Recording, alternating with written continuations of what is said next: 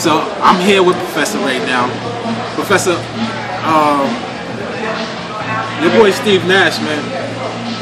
I think he can you like go into take his uniform or something in the time being while he's hurt? Like, I love Steve Nash. I love Steve, but he's hurt. Yeah. You know what I mean? So the Lakers really need him.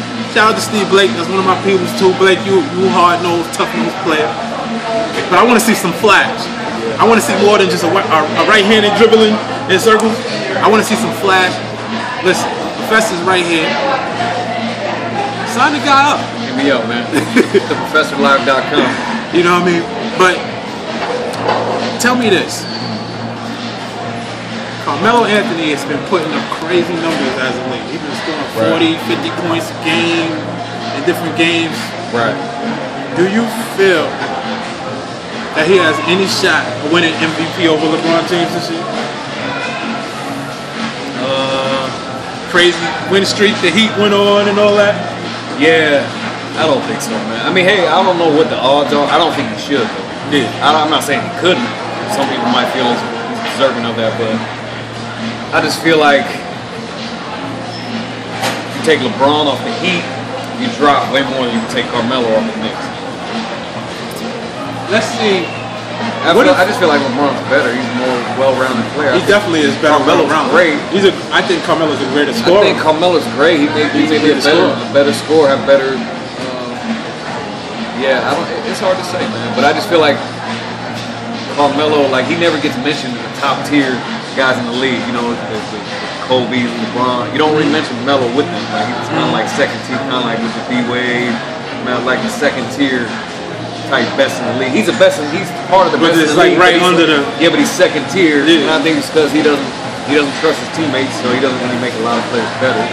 Yeah. Yeah, I mean he gets buckets for himself, but I don't know if he really propels the team to get better. You know what? I don't know. What you think? I think this is what I say. I will say that LeBron, all around, Incredible, is better than Carmelo and deserves to be MVP this season. But what I will say about scorers, because I've always been a scorer my whole life. One is part of it. It is like you don't trust your teammate.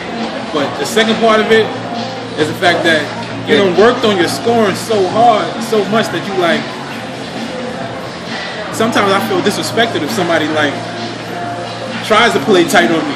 Right. Like it's like the fact that you played tight on me rather than pass to my man. I'm like, what? You disrespecting me right now. So you gotta go at him. I gotta go at him. I gotta score. Yeah, there's different things that play into it. One is like, well, who's on your team? Because if it's a bunch of bums, I'd rather shoot it than have a bum shooter. How hard and how hard is it for LeBron to think about passing when you got all the famous on your bench? You got Ray Allen on the bench. Yeah, you know what I'm saying? A nice squad, a lot of options to go you got option after option. So it's not like the Knicks got that many options. That's a good point. I think it's hard for Carmelo too, though. Like he's developed a reputation over time, so it's where when he gets the basketball, everybody on the floor knows he's going to shoot it. So if you already have him knowing it, it kind of messes you up. It's almost like you got to pick and choose your spots, you know. Even if you want to decide to start passing all of a sudden, right? It's hard. Yeah, it's hard. I don't know. Somebody the other day was talking about how the difference between, say, like a Jordan, LeBron, between a Kobe and a Melo is they'll have to pick and choose their times to be a scorer or be a passer. So like 5 minutes, I'll be a scorer. Okay, so 2 minutes, I'm going to be a passer.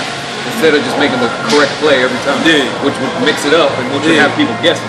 You know what I mean? No, definitely. I mean, it's weird. It's like it's rare to me. It's very rare that you find a player like LeBron that is so dominant yet so unselfish. That's the most rarest thing ever. Because like I said, in my mind, like if somebody play me closer, I want to shoot it. And if somebody plays off of me, and you know it's supposed to be the opposite way around. It's supposed to be like the opposite way. It's supposed to be, oh, you open. All right, now's the time to shoot. But it's like, all right, I don't know. Maybe like it's got a New York style. The New York. maybe it's just a challenge. Like at some point, like I mean, I haven't done it on a professional level like that. You know what I'm saying? But like sometimes it's like, okay, if you feel like it's more. To me, it looks like it's very easy for Carmelo Anthony to score. Yeah, like it is. It's very easy for him to score. So sometimes maybe he might feel like he's challenging himself. For me, it seems like it's easier for Carmelo to score than it is for Kobe to score. Doesn't mean that Kobe isn't a better overall scorer than him, but it's just Kobe's shots that he hits are just so difficult. Yeah. It's like he's doing triple pumps and turning the other way and then shooting. So like what he does to me is unbelievable, and especially to be doing it at not that he's old, but you know, like it seems like his game hasn't really declined. At first it's sort of declined, but it's like this season it kind of creeped back up. A couple injury-ridden years, but he got that surgery on his knee. Yeah. Got that overseas surgery. Yeah. Kind of brought his game back up. So who you think in terms of starting the team right now, if you had an option between Kyrie Irving or Chris Paul, who would you start as your starting point guard right now? Oh man, both great. I mean, with Chris Paul, you know what you're getting. Great leader, closes the games well, pass first guard, can't go wrong. I guess with Kyrie Irving, you just get a couple more years because he's younger. And I think he does all those things well too. So I'd be good with either one, to be honest. Nah, man, you gotta answer, man. I mean, I'll go with Chris Paul. Yeah, I'll probably go with Chris Paul just because Chris Paul's your guy too. Can't replace experience. You know what I'm saying? Kyrie Irving's incredible and probably will slide into that, you know, that type of caliber guard, if not better. Who knows? But right now, he has some years of experience. He would have to gain to be able to. I agree. Oh yeah, we talked about Chris